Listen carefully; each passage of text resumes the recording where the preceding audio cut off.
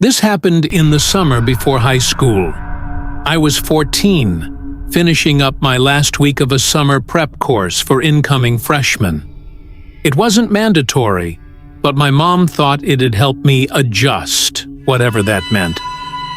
It was a small program, maybe 30 students total, run in one wing of our local high school. The place was mostly empty besides our group and a couple of janitors. We had 3 classes a day and ate lunch in this silent, echoing cafeteria that felt too big for the number of people in it. But the weird part started on the 3rd day, and I remember it vividly because it began with my name, written on a desk I hadn't even sat at. Our math teacher, Mr. Helms, was this overly formal, older guy who always wore a tie, even in 90-degree weather. That morning, he told us to find a new seat since we'd be working in pairs. I moved to the back row, 2 seats from the end. As I pulled out the chair and sat down, I noticed something carved into the wooden surface. Deep scratches. It looked like someone had taken a pocket knife or maybe a compass point and carved my full name. First and last. Tyler Maddox. My stomach flipped. At first I thought maybe one of my friends had done it as a joke. Except none of my friends spelled my name right. There was no mistake. It was clean, neat, and done long enough ago that the carved letters had started to darken with age. That desk had been sitting there, untouched, for a while. I called over Mr. Helms and showed it to him. He squinted and just said, "Weird coincidence." That was it. That night, I asked my mom if anyone else in our family ever went to this school. She shook her head. We'd only moved to this area 2 years earlier. No uncles, no cousins, no previous Tyler Maddox. And I definitely hadn't been in that room before. The next morning, when I got to class early, something new was scratched into the same desk. I knew you'd sit here. I just stood there staring at it until the girl next to me asked what I was looking at. I quickly sat down, heart thudding like crazy. I didn't say anything to Mr. Helms this time. By lunch, I'd convinced myself it was someone in the program messing with me. It had to be. Maybe I was being pranked. So that day, I kept a mental note of who sat near me, who looked over at me during class, who might be the type to pull something like this, but nobody even glanced at me twice. That night, I couldn't sleep. At around 1:30 a.m., I got out of bed and opened my bedroom window for some fresh air. That's when I saw it. Down the street, under the yellow glow of the street lamp, someone was standing perfectly still. Just standing. Not moving. Not walking. Not even fidgeting. It was too far to make out a face, but I could tell it was a guy. Tall, skinny, wearing something dark. He was facing our house, my window. I watched for maybe 30 seconds, and in that whole time, he didn't move once. When I blinked, he was gone. No footsteps, no sound, no car driving away. I shut the window and locked it. The next morning at school, I didn't even want to go into class. But I did. And of course, there was something new on the desk.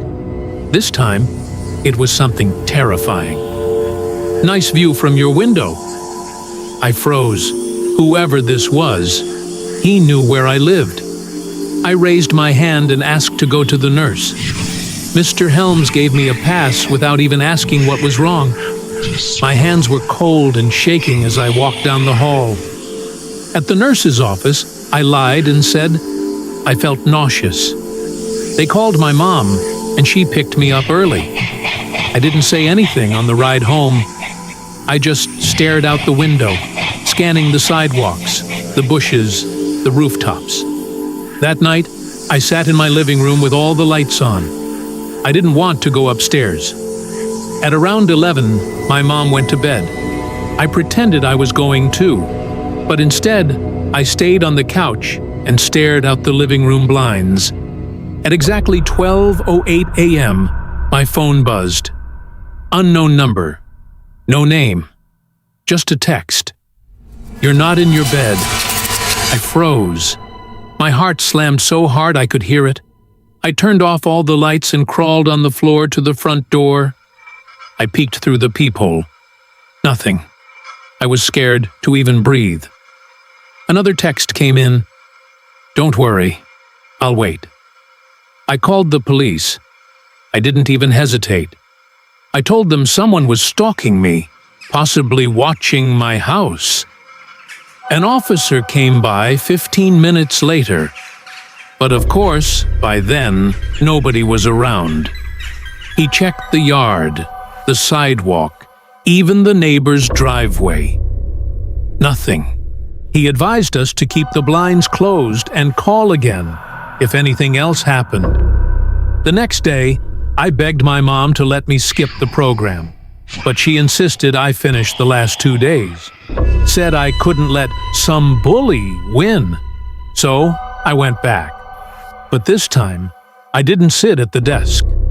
I sat at the front, right by the door. During class, I noticed something strange. The janitor, an older man with a limp, kept glancing into the classroom from the hallway, like he was checking who was in there. After class, I pretended to leave, but circled back and waited by the lockers. Sure enough, 5 minutes later, the janitor went into the classroom and stood over my desk, the carved one. I stepped into the doorway and asked, "Why do you keep looking at that desk?" He looked startled, then almost sad. "I was just curious," he said. "Used to be a boy who always sat there. Quiet one. Never talked much." "What was his name?" I asked. The janitor looked down at the desk, then up at me. "Same as yours," he said. I didn't say anything, just backed out of the room and left. I looked him up that night. The janitor's name was Paul Greaves. He'd worked at the school for over 20 years. I found an old news clipping online from 2009.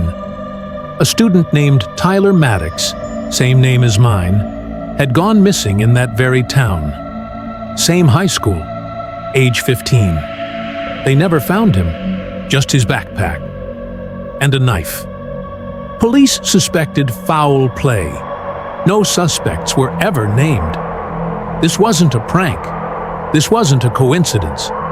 Someone had known my name long before I ever showed up in that classroom. And if that missing kid was really real, if someone did take him, then maybe they never stopped watching. And maybe they were waiting for another Tyler Maddox. We moved 3 months later, far out of state. I never went back to that school. And I'll never forget what I read on that desk on the last day before we left. "We'll try again."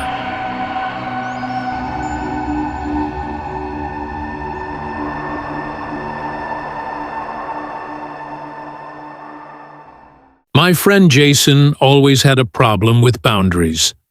Not just the kind where you borrow stuff without asking or overshare personal details. I mean real boundaries. Like, he never seemed to grasp the line between helping and making things worse. Back in July 2021, we were living in a shared off-campus apartment just outside Phoenix, Arizona. It was our last summer before grad school, and we both worked part-time at a local bar near 7th Avenue. The area was rough after midnight. Lots of fights, drunks, and the occasional guy screaming at traffic. We usually walked home around 2 a.m., cutting through a few back streets to save time. Jason liked taking risks. He thought it was funny. I always kept pepper spray in my pocket. He said I was paranoid. One night, it was just the two of us closing up. I was already tired and sweaty from mopping and just wanted to get home and crash. But as we passed the old gas station on 13th, Jason nudged me and pointed at someone crouched near the vending machine. It was a guy, probably in his mid-40s, wearing a hoodie, even though it was 90 degrees out. He had a shopping cart, but no bags or bottles in it. Just an empty milk crate and what looked like an old phone charger. Jason slowed down and said, "Yo, you good, man?" I immediately grabbed his arm and whispered, "Let's just go." But of course, Jason waved me off and walked over. The guy didn't even look up. He just said, "Need a ride to the 24th. You two got a car?" We didn't. Jason chuckled and said, "Nah, man, we're walking. But we can call you a ride if you want." The man finally looked up. I'll never forget how glassy his eyes were, like he hadn't blinked in hours. His lips were cracked and bleeding, and he kept scratching the back of his hand until it was raw. "No phones," he said. "They're listening." Jason just had to keep the conversation going. "Who's they?" The man smiled. It wasn't a friendly smile. It was like he was rehearsing something. "You'll see," he whispered. I pulled Jason by the arm again. "Let's go. He's tweaking." But as we walked off, we heard the metal of the shopping cart rattle behind us. He was following us. At first, I thought maybe he just happened to be walking the same direction. But when we turned down Sycamore, which nobody used after dark, he followed.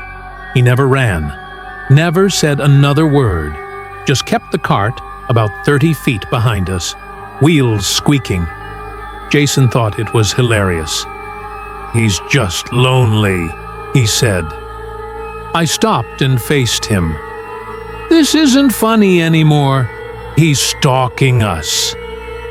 That's when Jason turned around and yelled, "Hey, you can stop now, man. Seriously." Nothing. The man stopped too, and then, very slowly, turned the cart sideways and reached into it. That's when I ran. Jason caught up with me near the abandoned laundromat on 18th. We ducked into an alley and waited.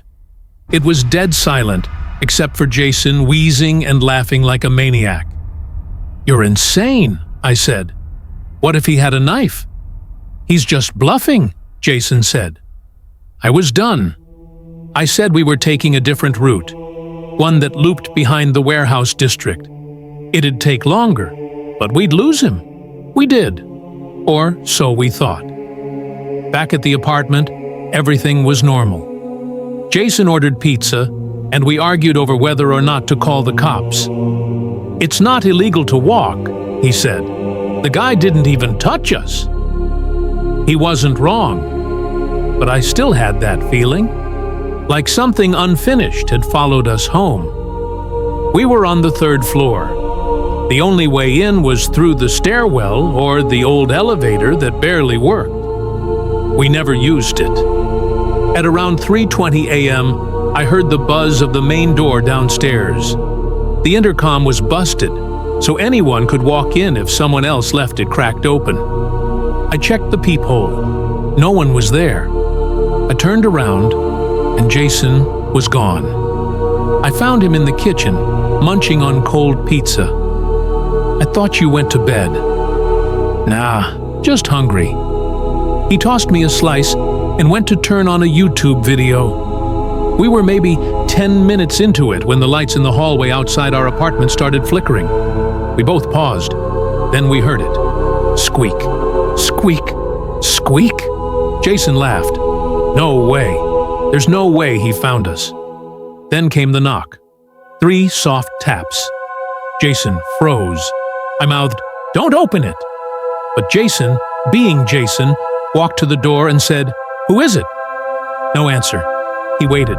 Then another knock. This time louder, aggressive. We both backed up. Jason finally said, "We're calling the cops."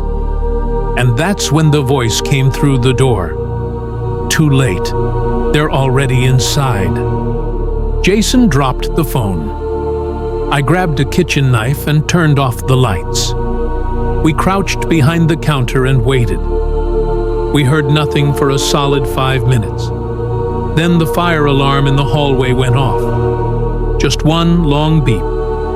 Then silence. Jason bolted to his room and locked the door. I stayed where I was, heart pounding. The front door never opened. The noise never came closer. Eventually, it was morning. We never found out how he got into the building, or if it was even him.